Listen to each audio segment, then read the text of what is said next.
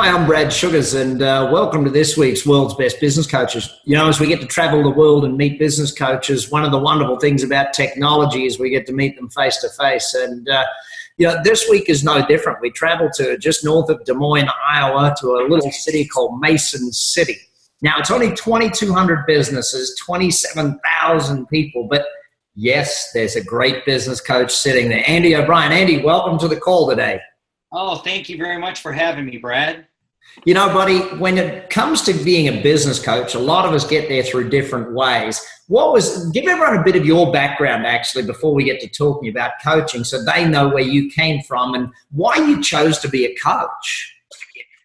Well, I grew up in a family-owned and operated business, and it was a moving business. And as most people know, that moving furniture pretty much sucks, and there's no easy way around it. And my dad and I had a disagreement. He was right, I was wrong, and I left the business in 1995, and I went on to be in sales and sales manufacturing rep, and then I started consulting. And I went from there into corporate world where the business failed, and I got to be the lucky person who fired 164 people. And so from there, I worked for another consulting firm that all we did is dismantle businesses, and I hated it. I absolutely hated my life. And that's why you went the other side of the fence to now growing companies. Yeah, and it was a little deeper than that. I actually found out through the newspaper that my father had to file bankruptcy after he sold his business. And that was one of those defining moments for me of, okay, no more. I could have done more. And in our community, it's about helping. If we don't all band together, and if we don't all succeed, we all lose. And that was a defining moment for me.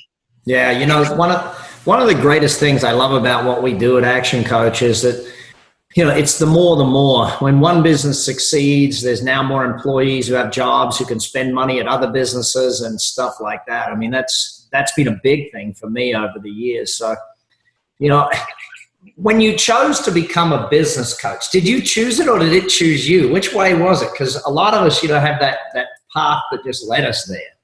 You know, I've not been asked that question, but I think the path was led to me. I think it chose me. I got a number of phone calls and from David, my ML, and it was like the more we talked, the more empowered I felt, and the more I looked at the Action Coach model, the more it fit who I was, and it was kind of like, oh yeah, I got to do this. I've just got to do this. I've got to help more people. Yeah.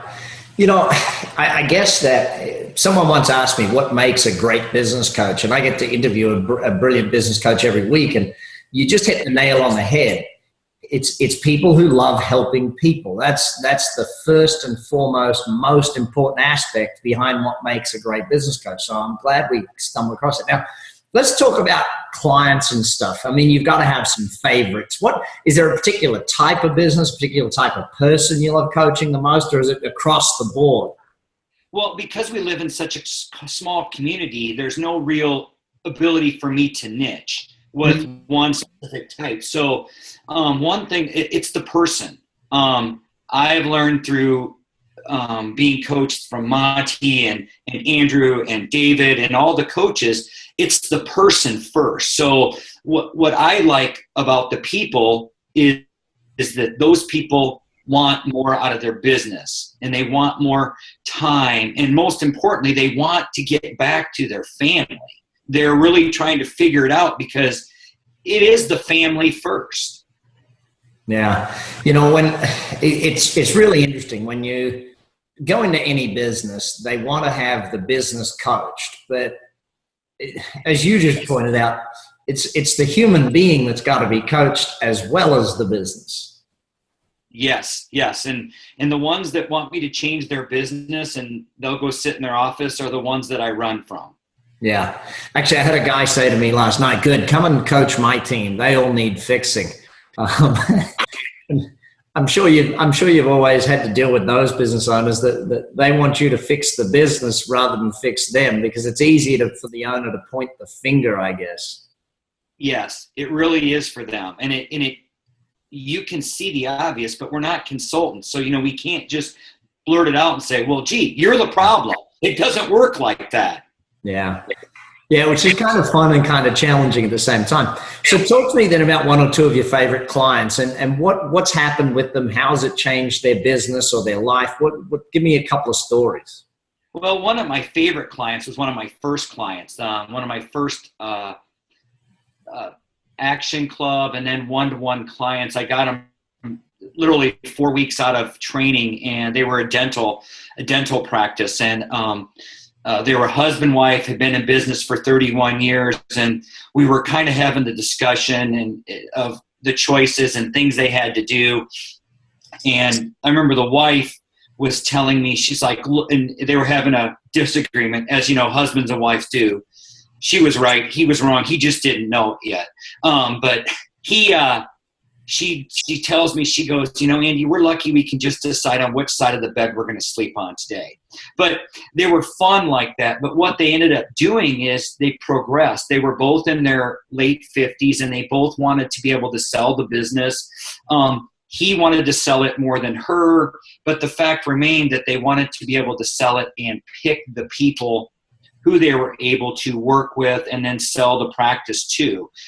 That's been 4 years now, and they actually just signed the papers this last month and were able to move past that and go to retirement and part-time. And through that process, it was watching their numbers grow, watching their productivity grow, watching the hiring of good qualified staff. They were just super fun because they wanted to run the entire business because they'd always done it that way. Yeah. But that delegation of responsibility really helped them bloom and allow them to move their practice. Yeah. Yeah. I've always found it a lot of fun when you get to coach people who want to sell their business because, they get to pick what's the end goal, how much has it got to be worth. And I don't know about you, Andy, but it's very rare I find a business owner that actually knows what their business is worth. I have not found that yet. I have not found a business owner that actually knows the net worth of their business. Yeah. And that's kind of scary because that's what you're aiming for. That's what you're building. You're building a saleable asset. Why? I don't know how to put it other than that's crazy not to know that number. Anyway. Yeah. And they just want, they look at their net revenue and at the end of the year, and they think that's the value of it. Yeah. Because, the beauty of it is we get to walk with them. That's the beauty part of that with them is that, oh no, we have to have somebody do this, not your accountant, but we need to find somebody. And we were able to do that to let them put the pieces together so they can now go on to retirement. Yeah. Now, buddy, one of the things you're real strong on with your clients is their key performance indicators, measuring their numbers, getting the numbers down. How come you're so tough on them with that stuff? What is it about getting results that means you got to measure?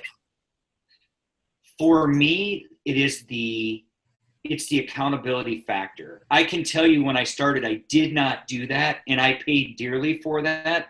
Because my clients didn't move fast through their business. By having them measure their key performance indicators, whether it's our 5 ways, leads, conversion, average dollar sale, but it's making them look at their profit, loss, predictable cash flow, where they're at. And the point of that is when we're coaching now, having them look at that, we can say, look, what value did you receive from today? And they can say, oh, it's this, because it's the work they're doing, not the work that I'm doing. Yeah. Yeah. And that's one big thing with a coach. And I guess from 2 of your testimonials from your clients have said it real clearly that, when the client fails, you kind of take it on the chin, but when they succeed, you give them all the kudos. Tell me more about that, buddy, because that's a really neat trait to have for a coach. They're doing all the work.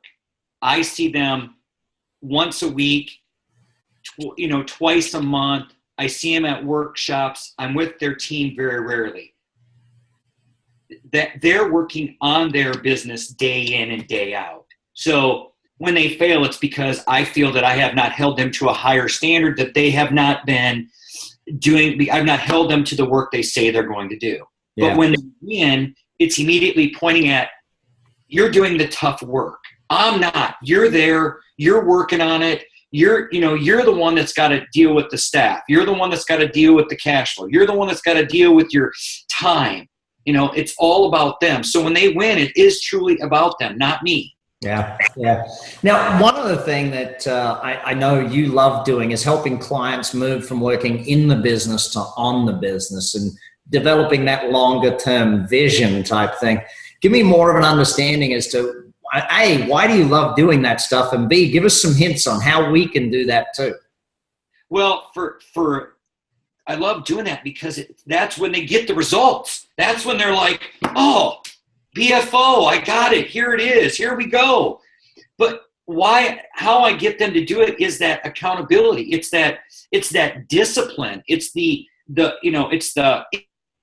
implementation word. We have to do this because, everybody loves change, but it's the discipline to go back and say, and there's not a business owner in the world that likes to be held accountable. I don't know. I've not met one, including myself.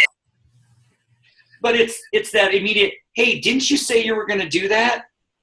Yeah. Didn't you say you were going to do it this week? Yeah. Okay. So this is the third week in a row. You haven't done it. Should we just scrap it and go to something else? Or do you really want to get it accomplished?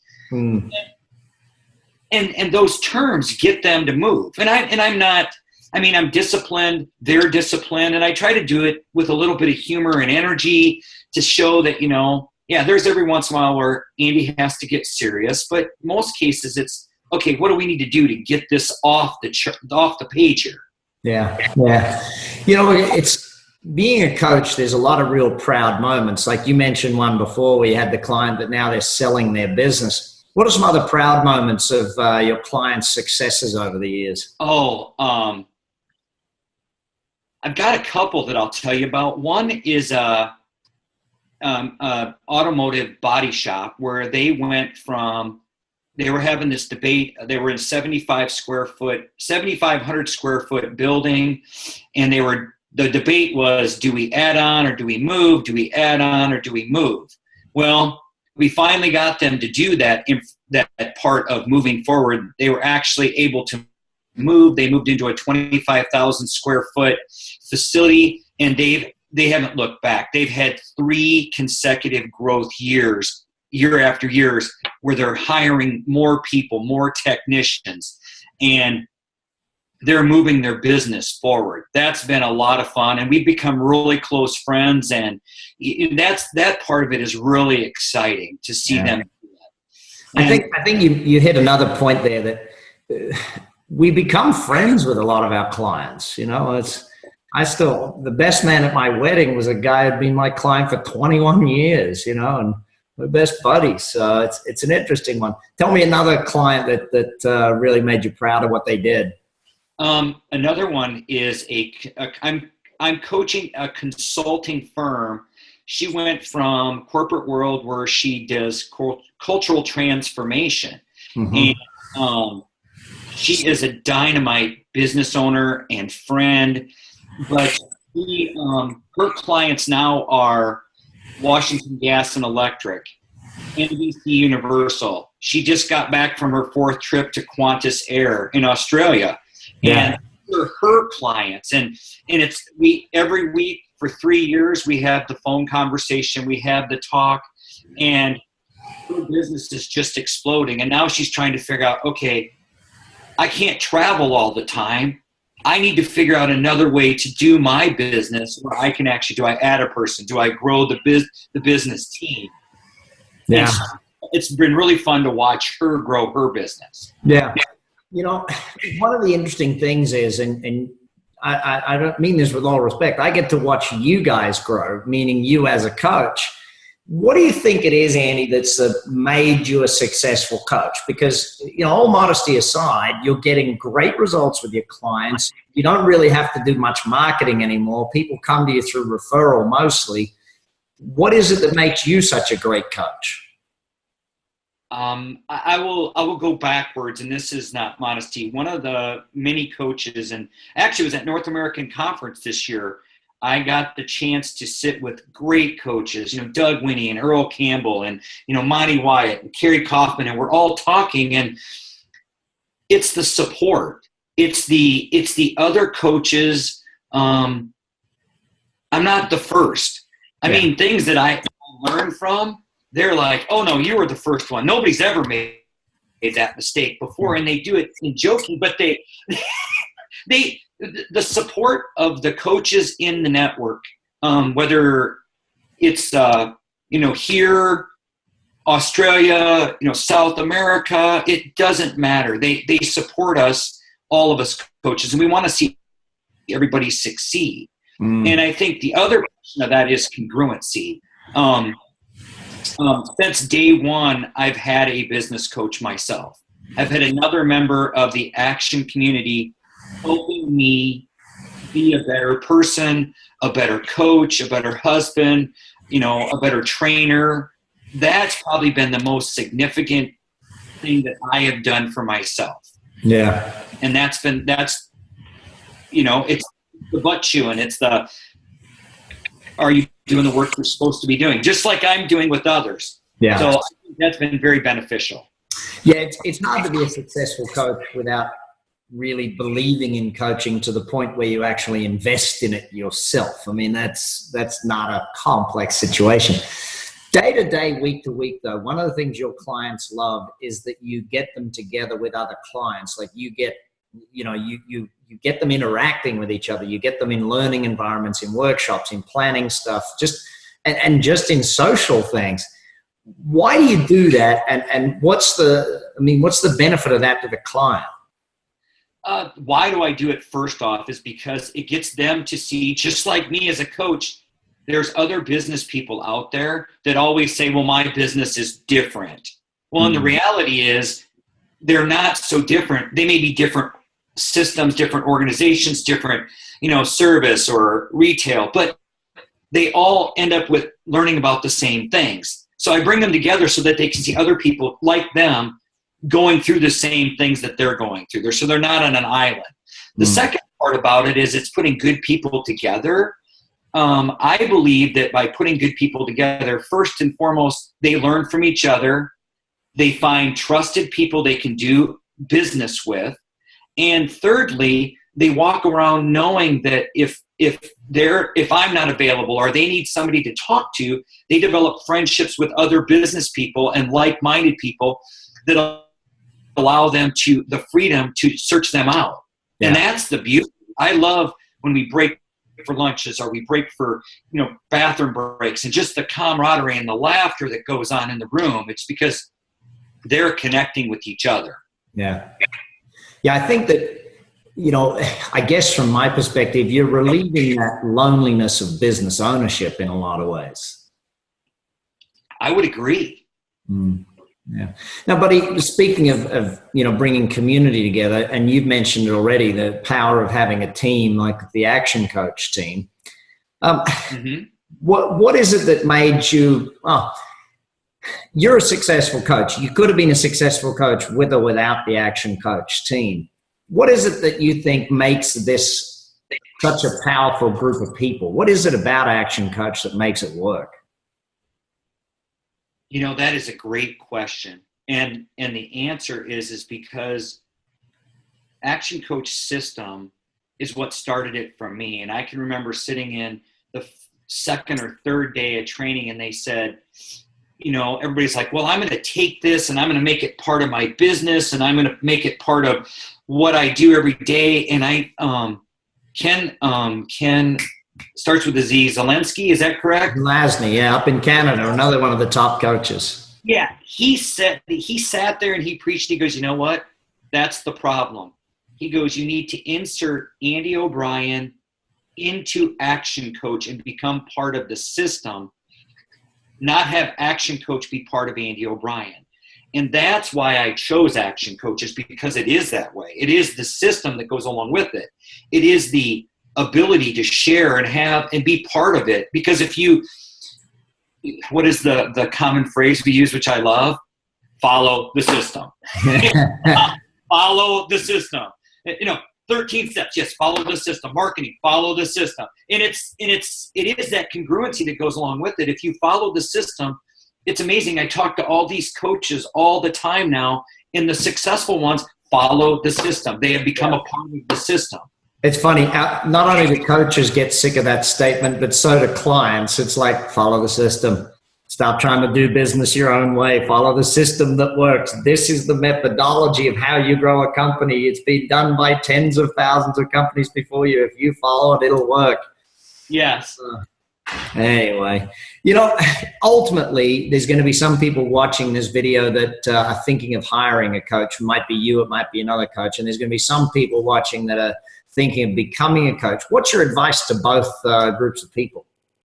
Both groups of people, it's always amazing that people look at a business coach, the business owners, and they, especially in this area that never had coaching, and they think that we work with troubled companies. Well, the reality is that is somewhat of a true statement. We work with businesses that are successful people. You have a business, you're successful. That's a mindset. But I tell them, give it a shot. It's not a sales pitch from us. It's not any of the coaches. It's a simple coffee. Let's talk. Let's talk about, is there a reason for us to do business together? Not I'm the Taj Mahal and I'm there for everybody, but is there a reason? But you can't find that out unless you actually pick up the phone, talk to a friend who might know somebody. You can't know it without being in it. Yeah. That's what I tell them is it's coffee. That's all it is. It's coffee. And if there's a reason for us to continue, we'll continue. If not, a great contact, a great connection, and maybe a friend someday. Yeah. Yeah. For coaches, you're thinking about becoming a coach. If you're thinking about doing something just for the money, you're absolutely insane. Go work somewhere else. We are the group of people that have been involved in Action Coach, yourself, all of them. We're here to help. We help people first who help their businesses. And yes, do we get paid? Yes, but it's first and foremost helping others. And if they have that passion, this is a great career move, and I wouldn't have changed it for the world. Brilliant. Buddy, I couldn't have put it better. I really love people who want to help others joining our team, and I think that's super important. So first and foremost, thank you for your time today. Second, congrats on the results you're getting for yourself, but more importantly for those clients you're helping and for, I guess, the whole town. I mean, when Mason City looks at it and says, where was the turning point for our economy, I know where they're going to point their finger in the very near future. So congratulations and thank you for your time. Thank you very much. It was a pleasure. I'm so honored to be interviewed.